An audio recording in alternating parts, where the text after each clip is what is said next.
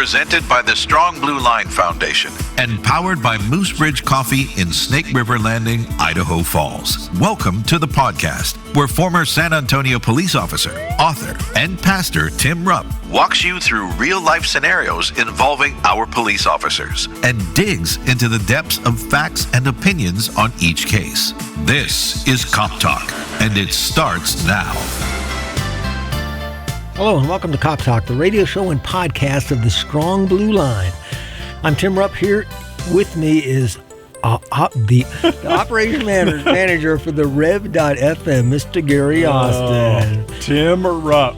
Hey, Gary, I was in my office yesterday. I didn't tell you this. I was in my office and a gentleman came by and poked his head in and shook my hand and said, "I just want to thank you guys for your radio show."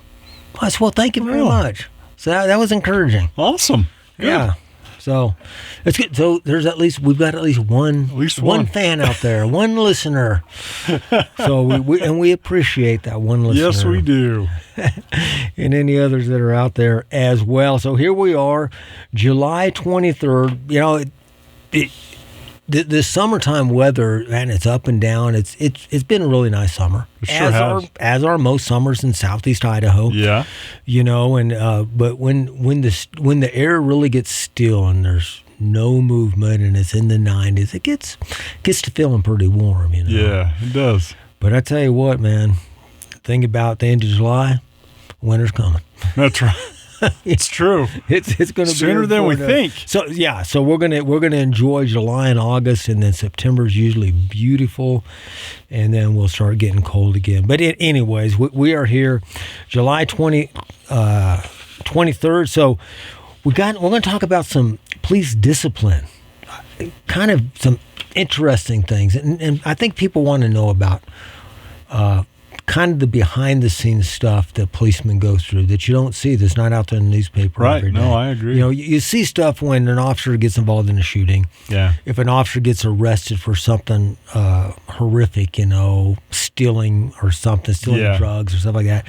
But just the normal everyday discipline, how common is it? And so we're going to talk about that. Cool. Out of New Jersey. That's great. New Jersey. You ever been to New Jersey? I've been to New Jersey. Abby, where at? Yeah, Old Bridge. Just across the border from New York City. Went there to a conference. You cross the Old Bridge, New Jersey. Conference. Yeah. You're going to conferences everywhere, Gary. You just travel the states going to conferences. It's been a blessing. I don't think I've ever been to New Jersey. No? Yeah, I don't recall I've ever, you know, I'm thinking back when I was a kid or something, we'd drive through there or something, but as an adult, I've never been there. We used to live in upstate New York, so may have driven through a sliver of it or something, but I don't remember. Anyways, let's get back to the task at hand. Officer Down Memorial Page for this date in history. And Gary, I've got Patrolman John Smittick, New York Metropolitan Police Force, New York, end of watch Thursday, July 23rd, 1868. Okay. So there we go. Patrolman Smittick was on foot patrol when he was approached by the suspect. Without warning, the suspect shot Patrolman Smittick in the chest. When Smittick fell to the ground, the suspect fled, striking.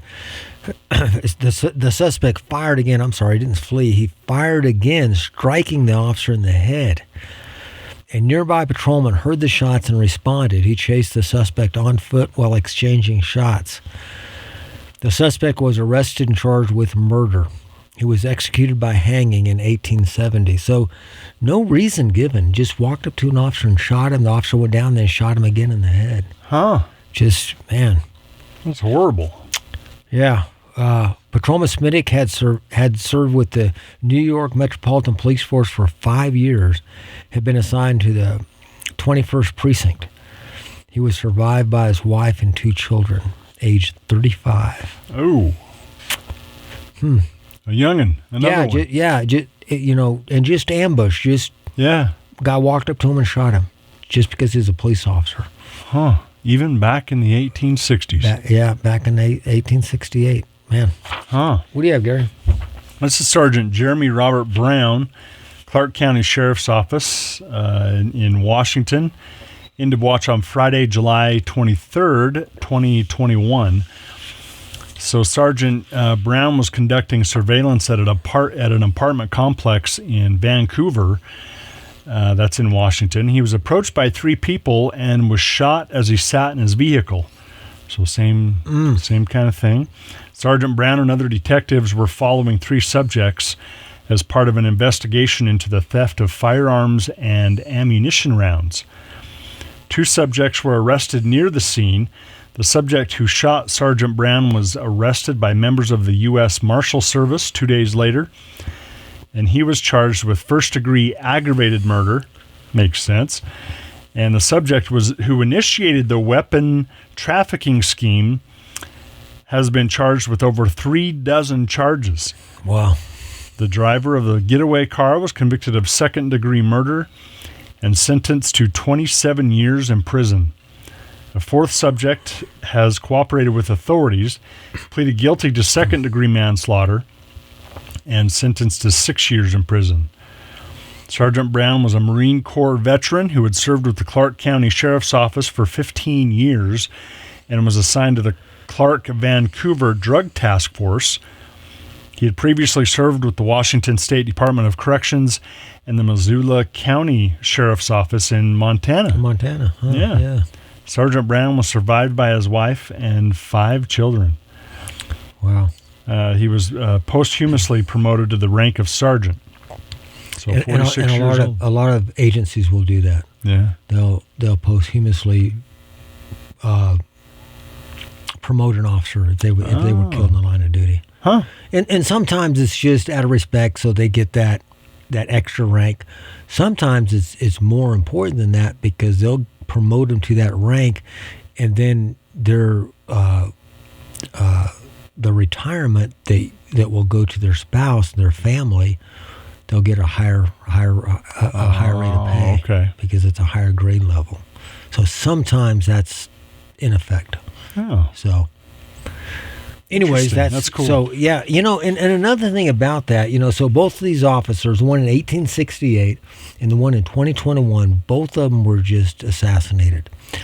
But another thing about the one you talked about, Sergeant Brown, there in Washington State, notice they were on a surveillance where they were moving illegal guns. Mm-hmm. So this goes right back to the gun thing. Let's outlaw guns. These criminals are not going down to your local gun shop and buying a gun, doing a background check. Because I like to buy a gun, so I'm going to go out and kill someone. I'm going to go out and commit robberies. They're not doing that. Mm-mm. They're getting the guns through theft, burglary, or they're buying them.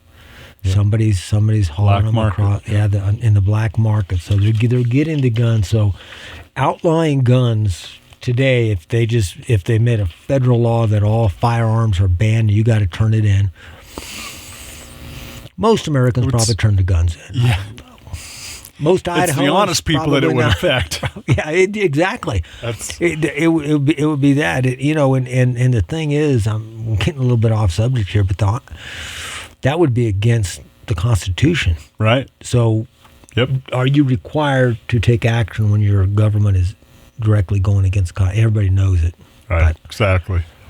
That's a subject for a different day. It is. Today we're talking about discipline records. And I got this article off Law Enforcement Today online magazine. And it's dated July 10th, so just a couple weeks ago. Mm-hmm. New Jersey police discipline records hit high as more officers face major sanctions.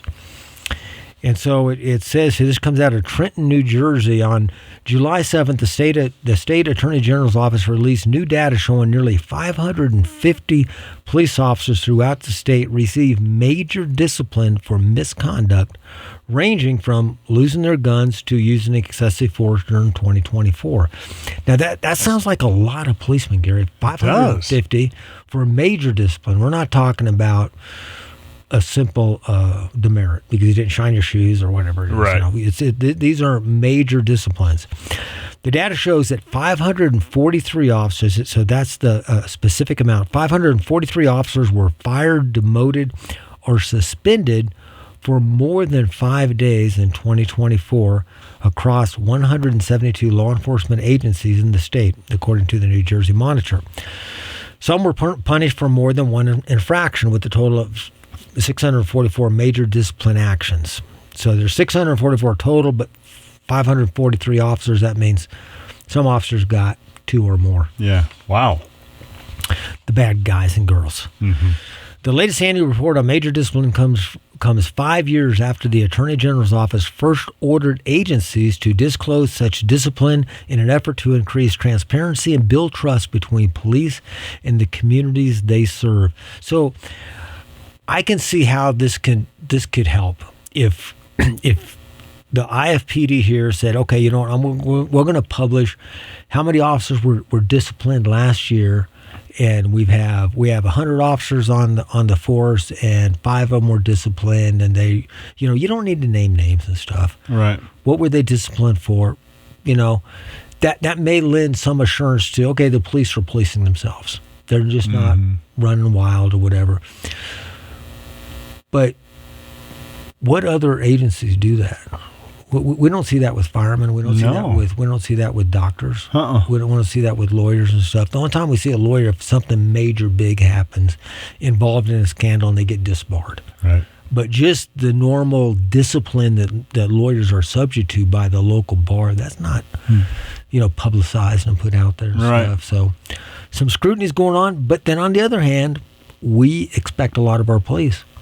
We're giving them the authority to make arrests. We're giving them a badge and a gun and saying, go out there and protect us and make sure you protect our rights. Mm-hmm. So there's some legitimacy here with demanding this. So what happened? The latest annual report on major discipline comes 5 years after. Okay.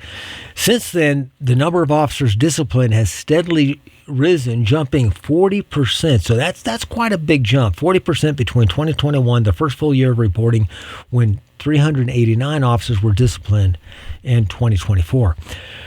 The jump in discipline numbers is partially due to the Attorney General, Matt Plankin, expanding the list of major discipline infractions to include domestic violence, excessive force, intentional destruction or mishandling of evidence, lying, discriminatory conduct, and intentionally performing an improper search, among others. So some of this stuff probably needs to be considered major discipline. But some of it subjective. For example, it says the mishandling of evidence. Mm-hmm. Well, if it's intentional mishandling, that's one thing. If you arrest a guy for marijuana, and you put the marijuana cigarette in your pocket, you take him downtown, like you go to put in evidence rooms, like, oh my goodness, it fell out of my pocket. Mm-hmm. Okay, you just mishandled evidence. Okay, the guy gets off, you go and release him because there's no evidence against him. You write a report, you turn it in, so is that a major deal? It's different it is. If you turn it in and then somebody intentionally takes it and throws it away, so you lose the case on the guy. That would be intentionally destroying evidence. So, but anyways, it's 40%. The expanded reporting also captures officers charged with indetectable crimes and those who left agency amid ongoing investigations. The changes Plankin implemented took effect on January 1st, 2023, and discipline still rose 18% from 2023 to 2024. Plankin said most of New Jersey's 42,000 law enforcement officers, let me tell you, so Gary, we're talking about 543 officers were disciplined for major infractions. Mm-hmm. Out of 42,000.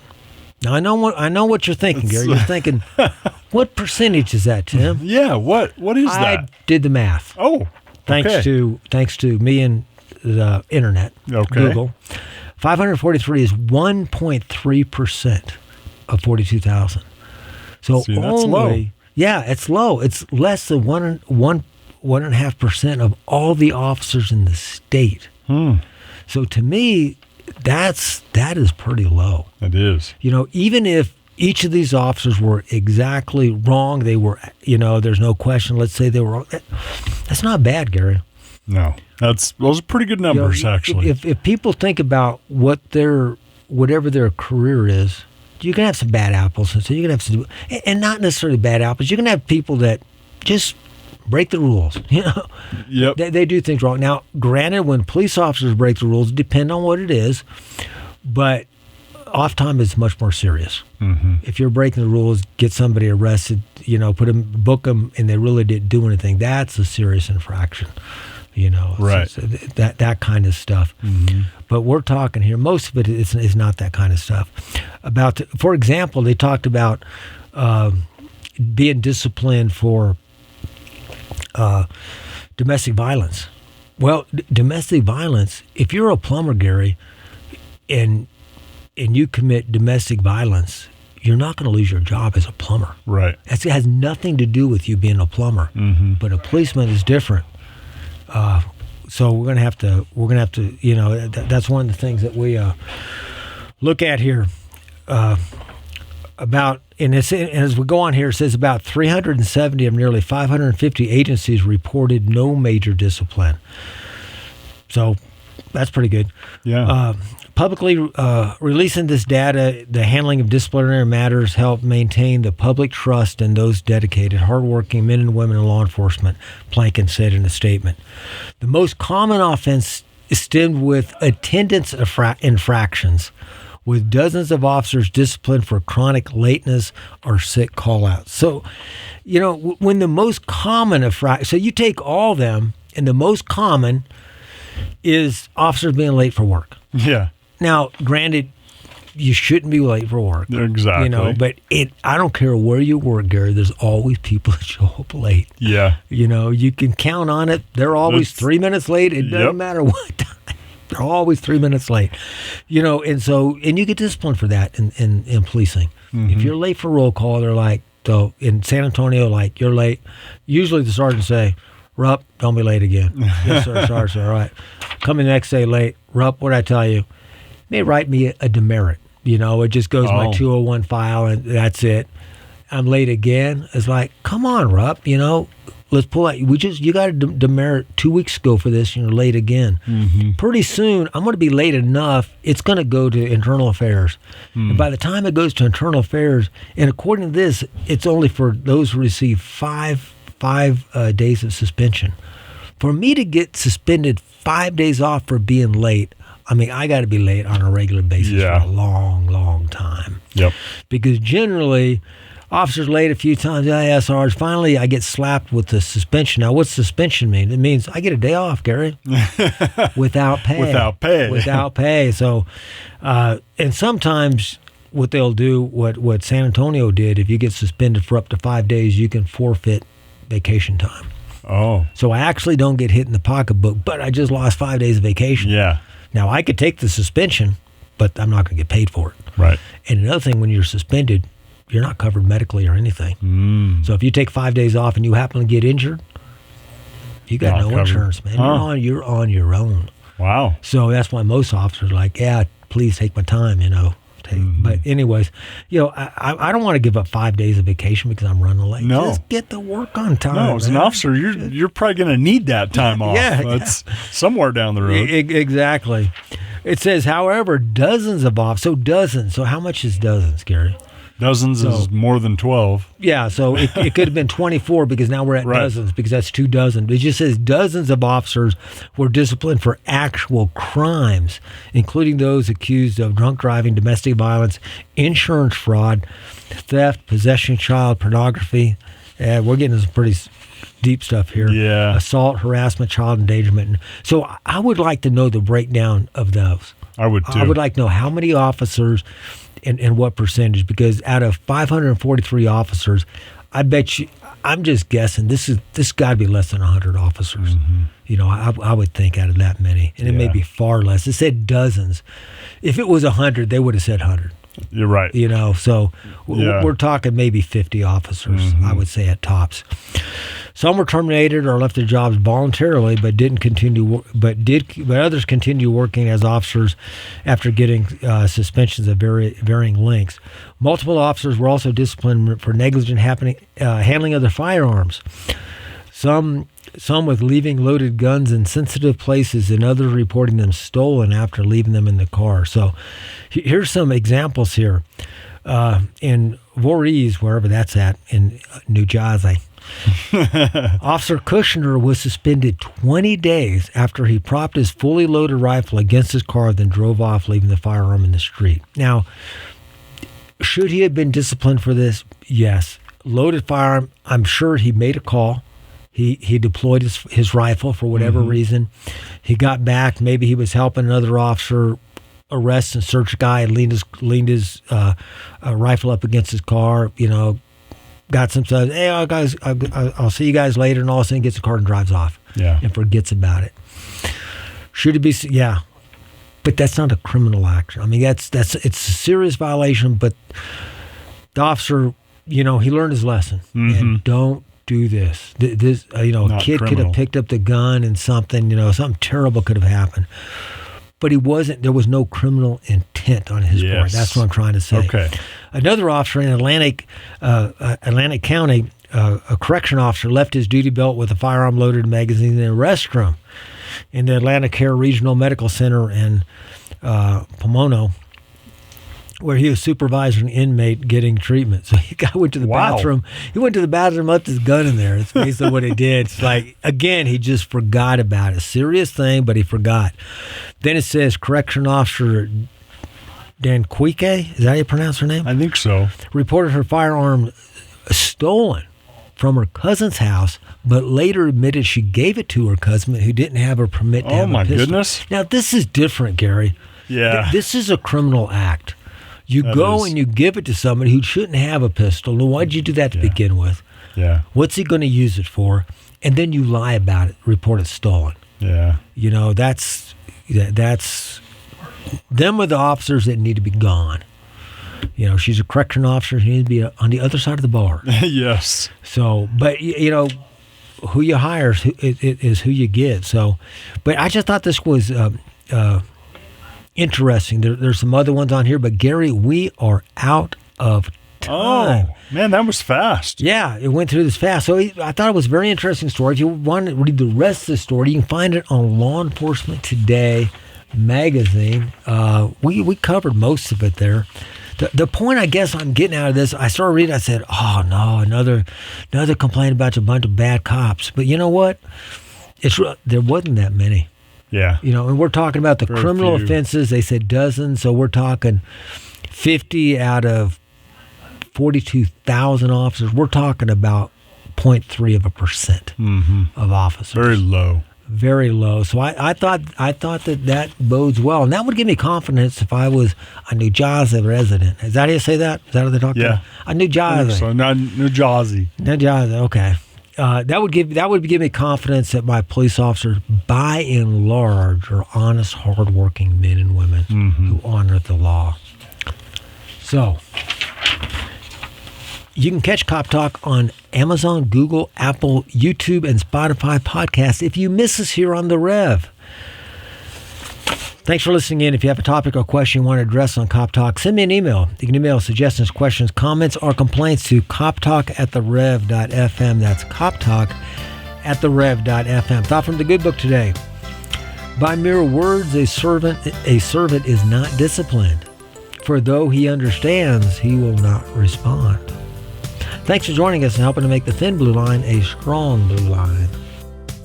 Cop Talk is presented by the Strong Blue Line Foundation and sponsored by Moose Ridge Coffee in Snake River Landing, Idaho Falls. Questions and comments are always welcome by email to coptalk@therev.fm. Listen, follow, leave a review, and share this podcast on Spotify, Apple Podcasts, Amazon Music, or YouTube. And visit thestrongblueline.org to learn how you can be a supporter. Cop Talk is a Rev FM production, produced and edited by Gary Austin. Thank you for joining us on Cop Talk.